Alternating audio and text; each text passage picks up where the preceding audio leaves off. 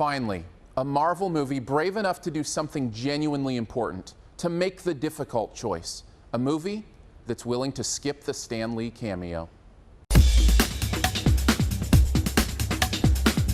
X-Men Days of Future Past is the 7th film foray into the world of the X-Men, this time taking us on a journey between two time periods in a battle to save both mutants and humanity. Bryan Singer is back to direct, with basically everyone from the first 6 films coming along as his actors. And when I say everyone, I mean everyone.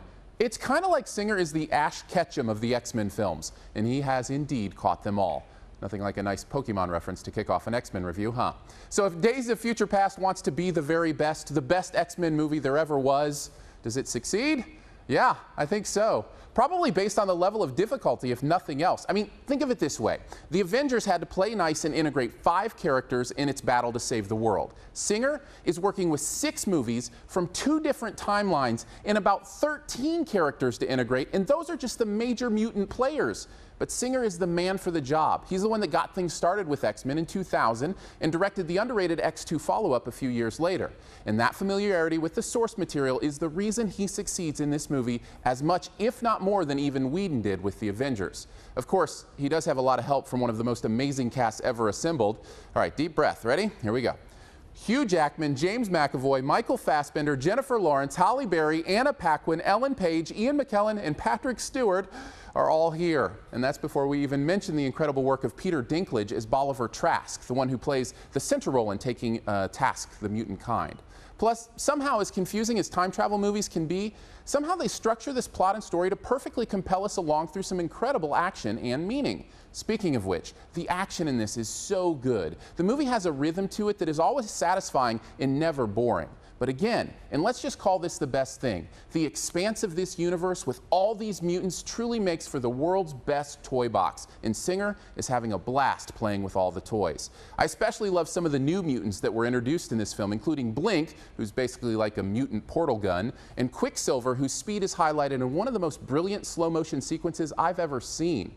Ironically, though, all these mutants are also responsible for the worst thing about the movie. It needs too much exposition.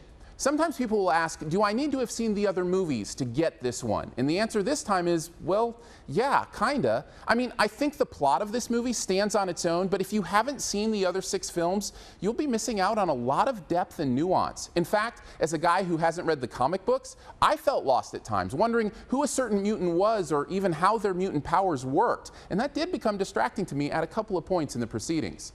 Overall, though, it's hard to complain with a movie this good. Singer has been given control of the biggest and deepest sandbox on the playground, and he is creating some amazing work. Days of Future Past is a fast-paced, thrilling combination of everything and everyone you love about this universe, with a great story to boot. Even a tad bit of character overload can only bring it down to an A-. Thanks for checking out this Your Movie Friend review. Stay tuned for this review's best ever challenge here in a bit. But first, I want to throw some stuff up over here you can click on. If you'd like to subscribe, which I'd very much appreciate, you can do that by clicking on the big gray subscribe button. Want to see more? This week I also have reviews of the Adam Sandler comedy Blended and the war film The Railway Man. You can also click the logo right up here to go to yourmoviefriend.com, where you can search by title for reviews. And finally, this review's best ever challenge. This is where you name the best movie ever in a particular category and also try to identify my choice. Since this movie combines 2 versions of the same universe, let's go with what is the best movie crossover ever. Now there's lots of leeway on this one, from cameos to full movie integration. Mine involves one of Spielberg's greatest successes showing up in one of Lucas's biggest disappointments. Drop your own answer and a guess at mine in the comments, and the first person to guess mine does get a point. Thanks, and please subscribe.